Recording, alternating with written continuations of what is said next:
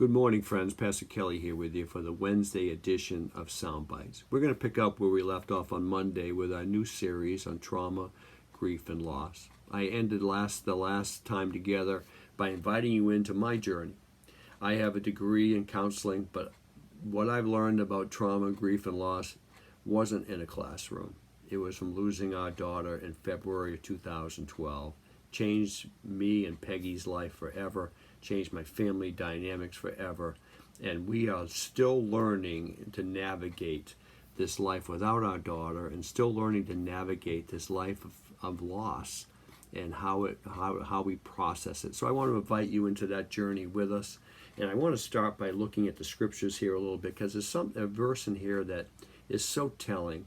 And it's Simeon who prophesied over the baby Jesus. Many of you know the account in Luke chapter 2. And he waited his whole life to see the Messiah child. And then Simeon, verse 34, blessed them, talking about Mary and Joseph, and said to Mary, the baby's mother, "This child is destined to cause many in Israel to fall, but he will be a joy to many others. He has been sent as a sign from God, but many will oppose him." Then look at what he said to Jesus' mother Mary here. He said, as a result, the deepest thoughts of many hearts will be revealed, and a sword, write to Mary personally, a sword will pierce your very soul. In other words, Mary, you're going to lose your son. This is the Messiah child. And this is going to be like a dagger, as one translation says, in your soul. You're going to experience a pain that goes way beyond physical pain. You're going to experience loss that goes beyond any agony, I use that term a lot, than you ever experienced. You're going to say goodbye to your son.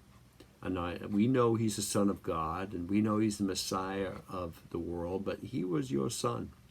You birthed him, you raised him, you fed him, you believed in him, and you know who he was. But it's not going to make it easy. It's going to be a dagger in your soul. Well, friends, I want to say this. Sometimes as Christians, we love to make things easy. We like to put a formula to things. We like to slap a bumper sticker or slogan, a few Bible verses on something to make everything make sense, make all the pain go away. But let me tell you something. You're not going to outrun grief. You're not going to ignore it. You're not going to pretend like it didn't happen, because it did. And that loss created a vacancy in your soul. You were never intended to grieve. You were intended to celebrate life. But sin came into the human race and brought death into the human race. And when death was brought into the human race, we began to grieve. And we began to have loss. And depending on how that death transpired, there was trauma involved in it as well. And you can ignore it, but it's not going to ignore you. You can run from it, but you're not going to get away from it. You can change jobs, you can change locations, you can change relationships, you can do whatever you want to do to try to make it all go away, to make something feel a little better.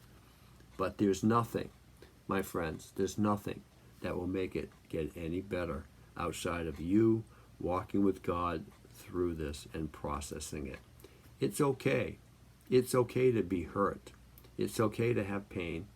It's okay to be human. Okay, and we're going to talk a lot about this in the coming weeks and months. God bless you all.